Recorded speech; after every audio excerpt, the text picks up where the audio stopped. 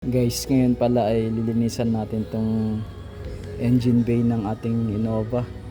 So, nasa halos isang buwan ko na rin doon din nalilinis. So, pag naglilinis ako, punas-punas lang ito. Dalawang towel na microfiber, yung isa damp lang. Tapos yung isa dry. Ayan. So, unahin muna natin dito sa may hood. Yan sa taas. Taas niya yan. Punasan ko lang yan. Ganyan lang. Yan. Punas lang. Yan. Yan. Pag napasadahan ko na, ito naman. Itong dry naman. Yan. Para yung bakas ng basa hindi matuyo, kumbaga hindi siya nag-iiwan ng bakat tsaka yung parang putik. Yan. Yan.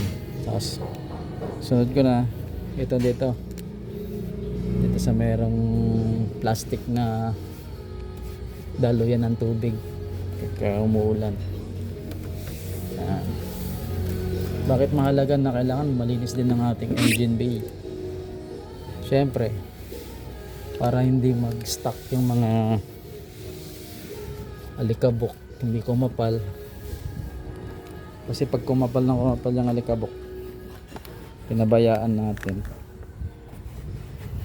minsan nagkakakanyan sa, lalo na pag sumingit sa mga ito sa mga kanang wirings, yung connection nya. So para malinis na rin, fine cover ng ating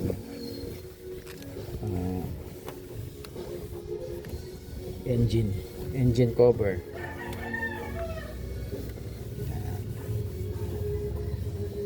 Tapos masyadong na dry.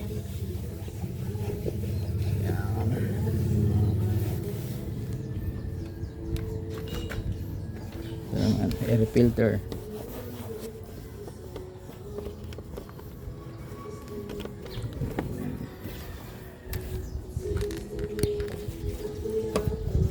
Ganyan.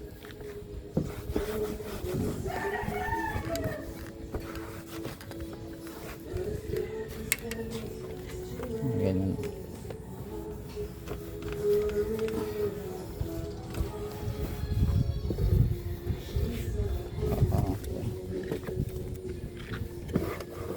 Tapos para bisitahin niyo rin yung mga wirings, mga harness yan.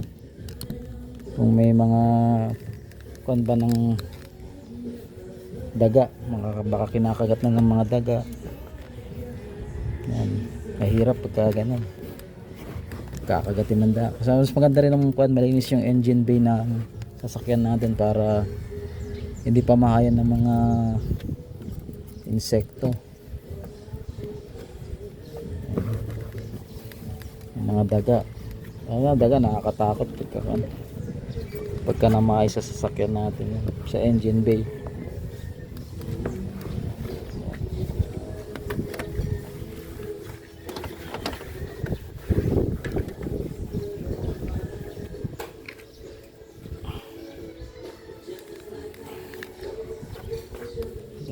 Punasan ko rin itong part na ito yan, para hindi naman alikabok, para nakikita natin kung may mga possible na leaks. Kailangan malinis. Ayan.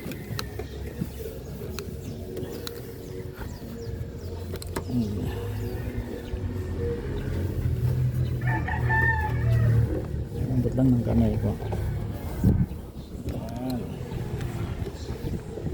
Tapos binibisita ko na rin yung mga fluids ng sasakyan. Itong coolant, dapat lagi nasa level yan. Yan. Low, tapos full. Low, full yan. LF.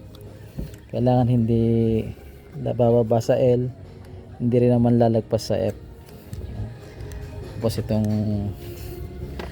power steering fluid natin, yan, dahil nasa level yan. Tapos ito brake fluid, yan, brake fluid na yan, di naman bababa yan yung level niyan, unless may leak siya. Pag may leak, mahirap na, kailangan pa maintenance na natin yan. Bumababa lang yan pag napupudpud na yung ating brake pads, yung mga brake shoe, yan. So makikita naman yan pagka kailangan ng palitan yung ating mga brake pads sa brake shoe. Yan. Tapos ito, sinasabi ko na rin to, kumuha ako ng paintbrush dyan dyan sa condenser ng air condition.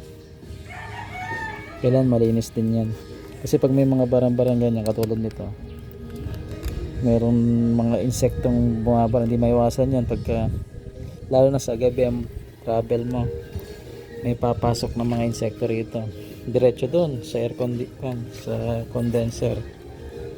Ayan, condenser, babrasin lang natin paintbrush. Okay, so yun lang ang tips natin para sa mga pag-iingat ng sasakyan pag may maintain. Salamat.